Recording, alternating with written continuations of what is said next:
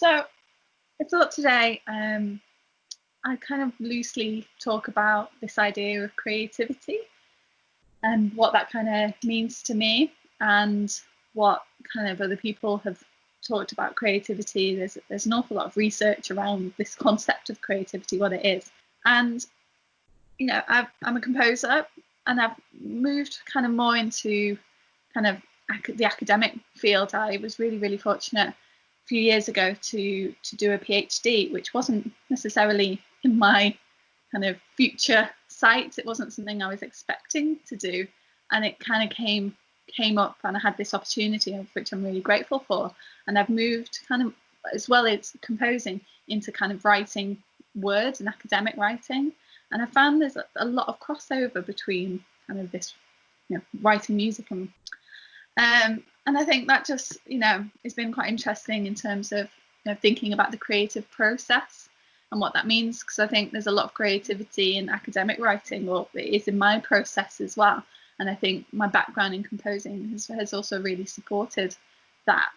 But I mean, within 10 minutes, there's no way I can kind of cover the concept of creativity. It's a biggie. It's a massive topic, and was something that I looked into my research for my PhD, which looked at composing in schools, and I was looking at creativity and how that is within the assessment of composing in secondary schools or not. But I kind of, was thinking, I don't necessarily want to focus necessarily on education, but kind of bringing in what I do compositionally and creatively as well. And I think it's been on my mind more recently, with being obviously been in lockdown for a long time, and things are starting to resume back to some form of normality at the moment. But I think definitely at the beginning of lockdown, people's creativity or creative productivity varied massively, and I still think is varying massively. I mean, it was interesting, with you saying, I think when you asked me to do this, you said, just checking in, like, oh, how are things, sort of thing. And so my dog's just got a toy, and he's just he's just absolutely running around the house, which he doesn't normally do. Here you go. Come here. Right, drop it. Good boy. Sorry, I'll continue. Okay, leave it. Boy. So I think with being in lockdown, I think people's productivity and creative potential has massively varied. In that, some people were kind of embracing kind of being perhaps slightly more isolated, being drawn away from the day-to-day sort of distractions and commitments that people often have, and just having a big chunk of space and time to create something, maybe work on things that have been put off for a long time, or with those sort of day-to-day elements. But I think on the other side, there's a lot of people that found it incredibly difficult to be creative. And at the same time, I think there was a lot of pressure. I know in academia anyway, there was a lot of pressure to create and to publish during this time.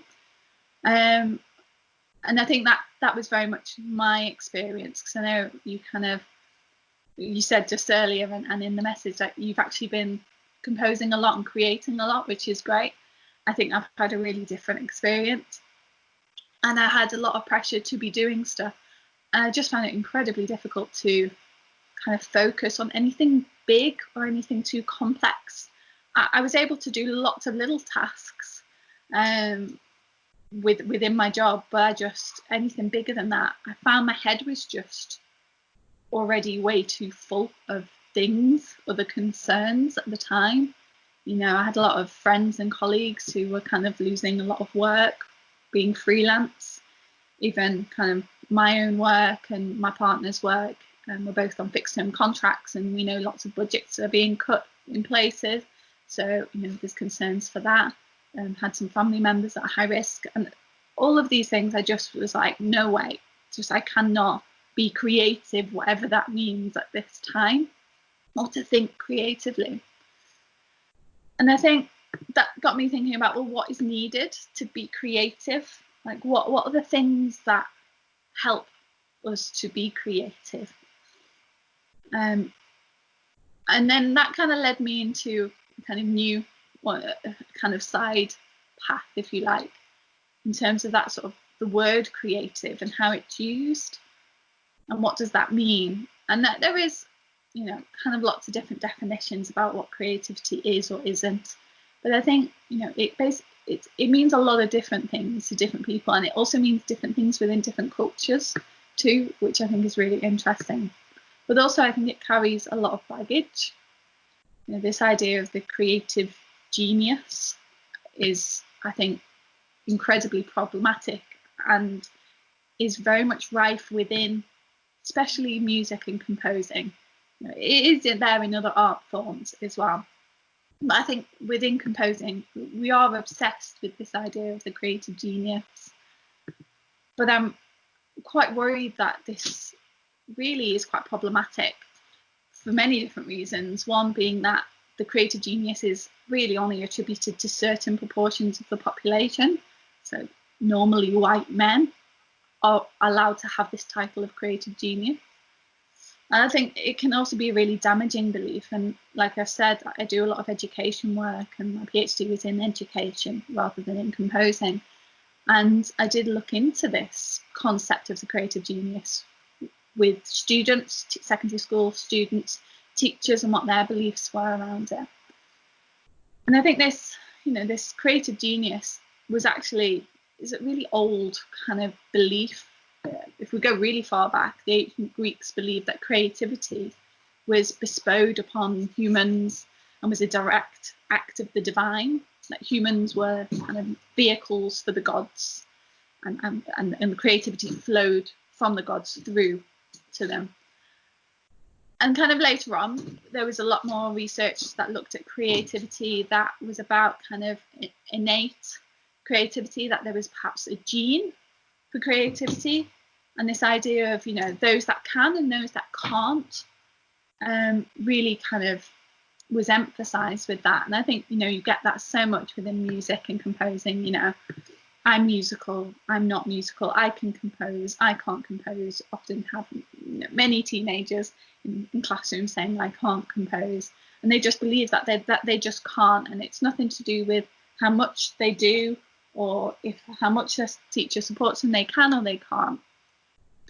And this kind of research, you know, at the time looked at how musical giftedness runs in the family. So they studied families that were musical, in inverted commas, and kind of concluded that, yeah, it must run in the family, that it must be genetic, without any thought into the social or economic reasons why a musical parent might encourage their children to take up a musical instrument. Like, it seems really obvious to me, but anyway, that was that kind of belief. And like I say, I still think this is really being emphasized within music and glorified. You know, we have, you know, films about composers, you know, stories about composers, and there's, you know, a Twitter page which looks at composers that are doing normal day-to-day lives, things in their lives, and it's got thousands of followers, and it's like, you know, Stockhausen eating a croissant or something, like just something really, really mundane, and it has thousands of followers. And it's like this idea that, oh my god, composers are normal people, they do normal human things. So I think, you know, this is very much still present in our society and within music. And in my PhD, I asked teachers, secondary school teachers, music teachers, if they believed that some students have a natural affinity, it's the term I used, for composing. And over 90% agreed that some students have this natural affinity. And this was by far the strongest result of any of my data. And I was completely shocked that this, even though a lot of these teachers, you know, talked about how they taught composing and that they wanted, you know, the importance of composing for young people, for self-expression, they still believed that, you know, some of these students had a natural affinity for composing. You know, and I think, I don't know if you've seen, there's a kind of internet meme that comes around every few years where it's sort of somebody that says, you know, one person says, how do you perform so well in music? And the other person says, I just practice. First person tries again and says, well, it must be an innate talent, a gift from God. And the second person says, no, I just practice. And the first person ignores this and they say, I'll never understand how some people are so talented. It's a mystery, or something along the lines. It kind of varies. Matt, it makes me think, if students believe in this concept of natural talent for music and composing, how does this affect their self-efficacy, their self-belief, their confidence and future aspirations? So I would argue that this creative genius myth diminishes what it really means to work in the creative industries and disguises actually how much support, both social and financial, is needed in order to progress in music and within composing. I would even go further to say that it also reinforces the cycle of disadvantage within education, the creative industries. We know that music is not equally available to all young people, and that the majority of A-level music students come from the wealthiest postcodes, a study that BCU worked on last year. So, and with A-level being kind of a prerequisite for studying music within higher education, which is a common route to industry, it makes sense that there isn't that progression route for some young people that is needed. I think the main aspect that I've been reflecting on is just about how the inequalities have been kind of really reinforced. And I do a lot of teaching, composers as well now, and I think trying to be very supportive of them over the composing process over this time, and saying actually it's okay if you're struggling at the moment. I'm struggling too. I think that's been one of the biggest things I think I've learned through teaching, is that that process, that creative process and that composing process is really important, and it's varied and it changes from piece to piece, but also over time. It's being able to support that. One of the things I wanted to one of the things you mentioned, because you did a lot of research on composition at a lower kind of education level in schools, secondary schools, and I think I personally felt the sort of bitter sting of A-level music and composition at A-level and GCSE music. Because I think at A-level I got maybe a D for my composition, which is really disheartening because I wanted to study composition. But I kind of got over it. And when I got to university, I kind of realized a lot of other people had done really badly at A-level music for their composition aspect, because the way it was assessed was probably not compatible with the kind of ideas that people who are interested in composition were putting out. I maybe this is not so much a question, more an observation. I'm doing the classic art thing of making an observation rather than asking a question. But I was curious if you could expand a little bit on your sort of findings when you did your research on secondary school composition in secondary schools. Yeah, absolutely. And I think that's what drove me to the topic that I did for my PhD. In that, I did my undergrad in composition, and I wanted to get out and I wanted to work and I wanted to kind of give back. I was very grateful for the opportunities I was given when I was going through school, and I wanted to. It was a really big drive for me to get back out there and give some of that back and support other young composers. And it was through that work that, like you're saying there, those stories of students receiving these much lower grades than they were expecting, and then people going, but winning composition awards, BBC Young Composer of the Year and things like that, but getting a D or an E for their compositions, and then teachers who, were really, their jobs were on the line.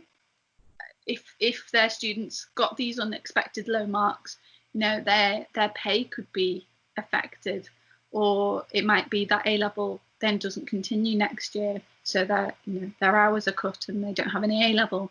And with everything that's going on in music education at the moment and the cuts there, it was that on top of it. So it was exactly those stories that you've just said that made me go, oh, I want to do something here. What can I do? How can I help this? Because there's so many of these stories. So that's what I saw my PhD was it was collecting those stories, and then being able to promote those. And I did find specifically at A level that the amount of unexpected examination results was huge.